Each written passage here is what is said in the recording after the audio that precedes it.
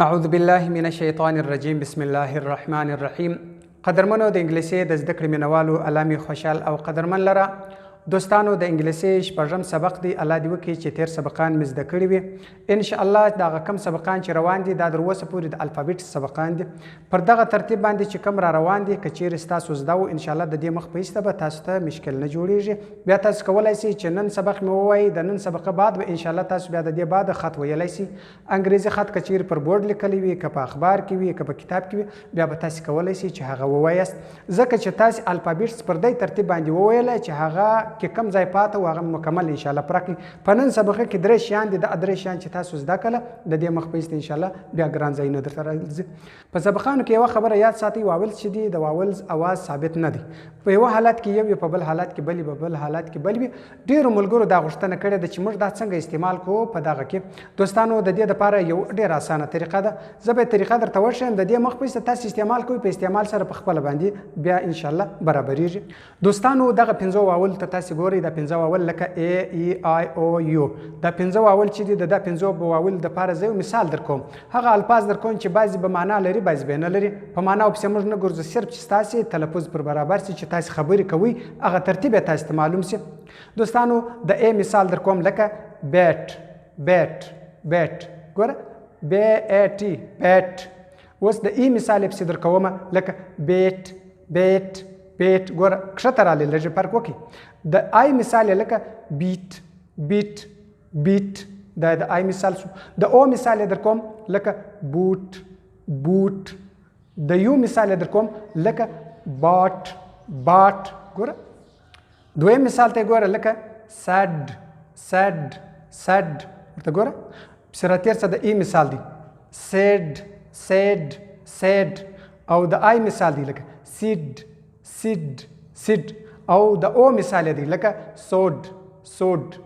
او د یو مثال دی لکه ساډ ساډ. دا مثالونه دي. سره شواسه دا بل مثال ته ورته ګوره. د ای مثال دی لکه مین مین مین.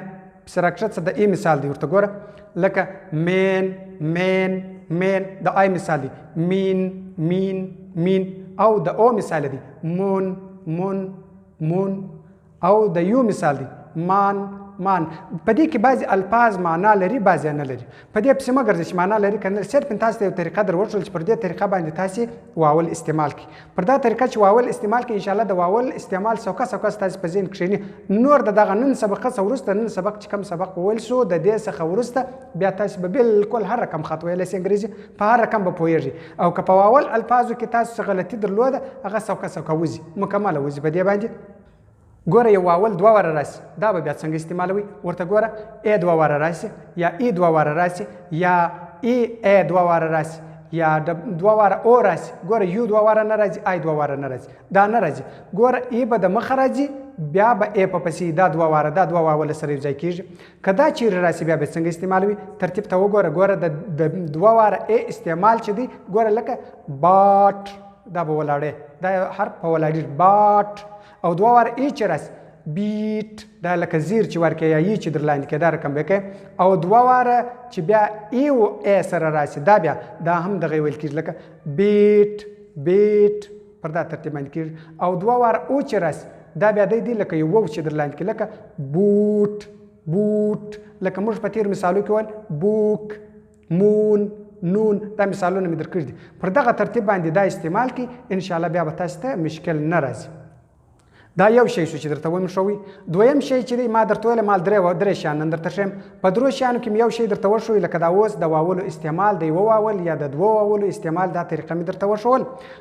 دویم شی درته ښیم هغه دا چې په لفظ کې به خط لیکلی وي خو بعضې الفاظ به په دې کې نه استعمالیږي، دا به نه ویل کېږي. دې ته ویل کېږي سایلنټ. ورته ګوره سایلنټ لیټرز. سایلنټ لیټرز یعنی بې اوازه توري، هغه توري چې اواز نه لري، لیکلي دي خو اواز نه ورکوي.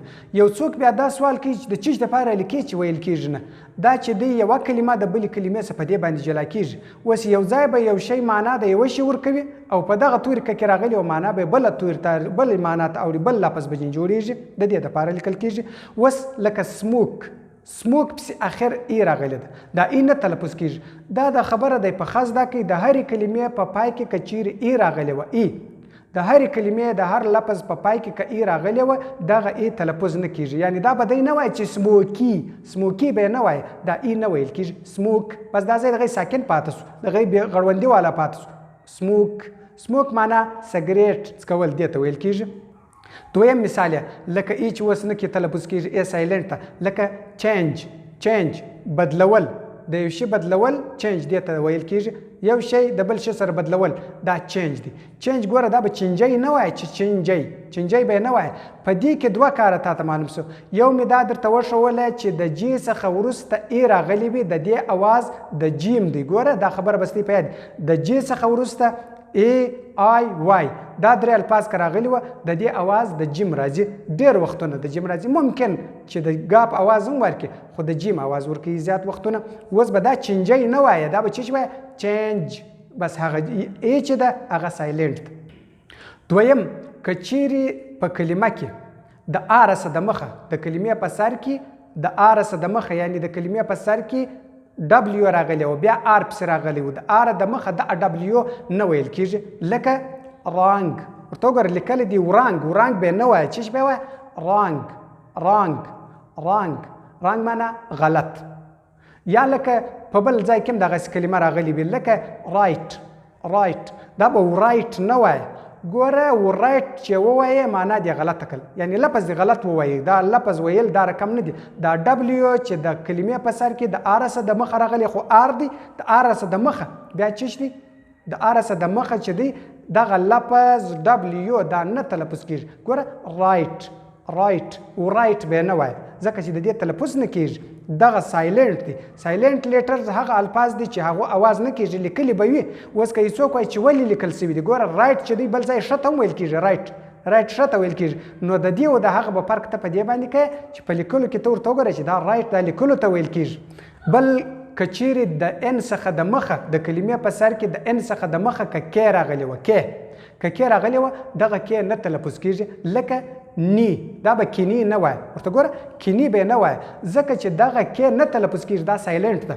نو د دې دا نی چې دی دا ویل کیږي زنګون ته، زنګون دا د زنګون غوټۍ دې ته نی ویل کیږي. نو دا تلفظ کیږي نه، دا کې به نه ورسره وایه لکه کې نی، دا رقم به نه وایه څنګه نی، بس دا رقم ویل کیږي. یا بل ځای لکه ګوره د ان راغلی دی د ان څخه د مخه کې راغلی ده، لکه کنایپ به نه وایه څنګه به وایه نایف چاقو ته ویل کیږي، چاقو دې ته نایف ویل کیږي. ګوره کنایپ به نه وایي، که د کنایپ ووایي غلط یې ووایي.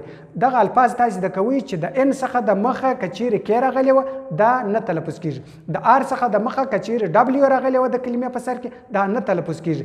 او په اخر کې که چیرې ای راغلی وه ای کلمه د کلمې په پای کې که ای لفظ راغلی و دا نه تلفظ کیږي. دغه الفاظ چې دي دا سایلنټ دي. او بل که چیرې په اخر کې د کلمې د ام څخه وروسته بی راغلی وه، ګوره اخر د کلمې کې د ام څخه وروسته که بی راغلی وه ورته وګوره لفظ ته د کلمې اخر دی، یعنی د لفظ اخر دی، دا کم لفظ چې ما لیکلی دی د دې اخر لفظ بی ده، یعنی د بی څخه د مخه بیا ام دی، دغه بی نه تلفظ کیږي، دا به دی نه وایه. ګوره څنګه ویل کیږي تام به نه وایه، تامب دا رقم به نه وایه، بی به نه ورسره وایه، تام ویل کیږي، دا بټې ګوتې ته تام. او بل چې دی جی اچ چې کم وخت کې د آی څخه وروسته راغلی وي دا جی اچ نه تلفظ کیږي، دا سایلنټ. هغه لکه ایټ، ګوره ایټ پسې دا ای د آی ده، په آی پسې دا بیا جی اچ چې راغلی دی دا جی اچ نه ویل کېږي، دی به نه وایي چې ایګټ نه ویل کېږي، دا ایټ بس دا جی اچ سایلنټ. دویم مثال یې لکه رایټ ګوره بیا چې لیکلی دی په آی پسې جی اچ چې راغلی دی دا نه تلفظ کیږي، دا سایلنټ. یا لکه نایټ بیا ویل کیږي شپه ته، شپه رایټ چې دی هغه معنا صحیح، رایټ معنا صحیح، او نایټ چې دی نایټ شپه ته ویل کیږي. ورته وګوره په آی پسې وروسته جی اچ راغلی دی دا نه تلفظ کیږي. پر دغه ترتیب باندې تاسې دا په ذهن کې ولرئ سایلنټ حروف چې دی دا زیات امکان لري چې کانسوننټ مکمل حروف سایلنټ راسي، امکان لري ګوره دا سته چې د کانسوننټ حروف مکمل سایلنټ راسي، دا رقم راتللی سي. دا بیا په آینده کې سوکه پر دې باندې خبرې کوو چې اوس زموږ ورته ضرورت دی، هغه ضروري شیان زه تاسې ته ښیم. ال چې کوم وخت کې د کې څخه د مخه راسي، په کلمه کې ال راغلی وي د ال څخه وروسته کې راسي، دغه ال نه تلفظ کیږي. لکه ټالک به نه وایه، ټالک دا ال نه تلفظ کیږي، څنګه به ټاک وایي خبرې کولو ته. او یا لکه واک، ګوره والک به نه وایه، دا ال چې دی دا سایلنټ وال نه ویل کیږي. نو دغه د سایلنټ لیټرز لږ الفاظ مې درته وویل، په دې باندې لږ سر خلاص کړي. بیا د دې سبقه د نن سبقه څخه وروسته به بیا تاسو ته په خط ویلو کې مشکل نه راځي. انشاءالله در ډېر اندازې پورې به تاسو خط ویلی شي، په دې باندې به پوهیږئ چې دا خط پر دا ترتیب دی. یو شی بل درته ښیم، دې ته ویل کیږي سلیبل. سلیبل اکثره د شاعران نعتخوانان دغه چې دي په دې باندې پوهېږي چې دې ته سیلاب ویل کیږي. دا د خبرې یو اواز دی. لکه اوس موږ وایو افغانستان. افغانستان چې دی د دې کې موږ سلیبل جوړوو. ورته ګوره افغانستان، دا د خبرې د اوازونه نه دي، دا یو موج چې ور جوړی دغه ته سلیبل ویل کیږي. افغانستان یا بل لفظ ورته جوړ کړه پاکستان. ګوره 3 سلیبل سو، افغانستان 4 سلیبل سو. دا سلیبلونه نه دي، دا ته شمار کړه. په هر سلیبل کې به واول خامخا وي. هر سلیبل چې در خوله راوځي په دې کې به واول وي. ګوره اف دا یو، غا دا بل، نس دا بل، تان دا بل. ګوره په هر یو کې خپل واول سته. ورته وګوره واولان دا دي ما لاندې لیکل دي، ستا سر اسانه په خلاصېږي. هر یو کې خپل واول سته په هر اواز کې. د سلیبل باندې تاسو سر خلاص کړئ چې دا مې زده کړئ. انشاءالله د دې بعد بیا په دې باندې پوهېږئ چې یعنې زه دا کلمه جوړوم. ګوره مثال و زه د یو چا نوم لیکم محمد لیکم، په محمد کې باید څو سلیبله راسي؟ محمد 3 سلیبله سي باید. دا په دې کې باید کم از کم 3 واوله راسي. 3 واوله به خامخا په دې کې راځي. اوس د لفظ په سلیبل کې ګوره، په سلیبل کې د یو واول والا لکه کار کار کار کار یو واول دی. ګوره یو اواز د دې سره یو واول کې رالی. د 2 واول والا لکه هافي هافي هافي 2 دغه سیلاب سو. ګوره 2 سلیبل سول، یو یې هاسو یو یې فیسو. دا 2 سلیبل په دې کې رااله. او د 3 واول والا لکه ټلیفون ټلیفون ټلیفون. ګوره 3 واول کې رااله. په دغه باندې تی سر خلاص کې. اوس افغانستان مې درته یاد کړي چې دا 4 واوله دي، افغانستان. پاکستان درته یاد کړي چې 3 واوله دي، پاکستان. دا هر لفظ هر کلمه چې ته جوړې په دې به ته سر خلاصوې. یو پلای په سلیبل کې وګوره چې په دې کې دا څو سلیبله دي، تا ته اسانه بیا معلومیږي. ګوره اواز د یو چا نوم ته جوړې. اوس مثال محمد عمر، محمد عمر به ته څنګه جوړې؟ په دې کې دا څو سیلابه دي، څو سلیبله دي؟ محمد عمر محمد عمر. دا 4 سلیبله دي. په دې 4 سلیبلو ته اوس پوهېږئ چې کم از کم به په دې کې 4 واوله راځي. ګوره لفظ زه لیکم په دې کې به کم از کم 4 واوله په دې کې پکښې وي. نو د دغه نن سبقه څخه وروسته چې 3 شیان مې درته وښول، یو مې د واول استعمال درته وښول چې پر دا ترتیب استعمال کړه، دا یو. دویم مې هغه سایلنټ لیټر درته وښول چې کم لیټر یعنې کم الفاظ اواز ورکوي کم یې نه ورکوي، دا مې درته وښول. دریم مې سلیبل درته وښوی چې سلیبل تاسو زده کړئ. دغه نن سبق مې زده کړئ. د دې مخ په ایسته بیا تاسو کولی شئ چې ډېر په اساني سره انګریزي خط مکمل ووایاست. په معنا به یې نه پوهېږئ ټیک دی، خو ویلی به شئ. تاسو ته به بیا ډېر اساني په دې کې. ویډیو د سره شیر کړئ، در نورو ملګرو پورې ورسوئ. کم الفاظ چې ستاسې په کم ځای کې پاته راسي په کمنټ کې راته لیکئ چې یو سبق چې دا نن سبق موږ ووایي چې بل سبق نشر کېږي. در دې وخته پورې چې څونه کمنټونه سوي دي دا مکمل کمنټونه زه ګورم. که چیرې د جواب ضرورت یې درلودی دې کمنټ یعنی چې جواب ته ضرورت و هغه ته زه جواب ورکوم، هغه ته زه جواب هم لیکم. دوستانو خوشحال او قدرمن اوسئ. السلام علیکم ورحمة الله وبرکاته.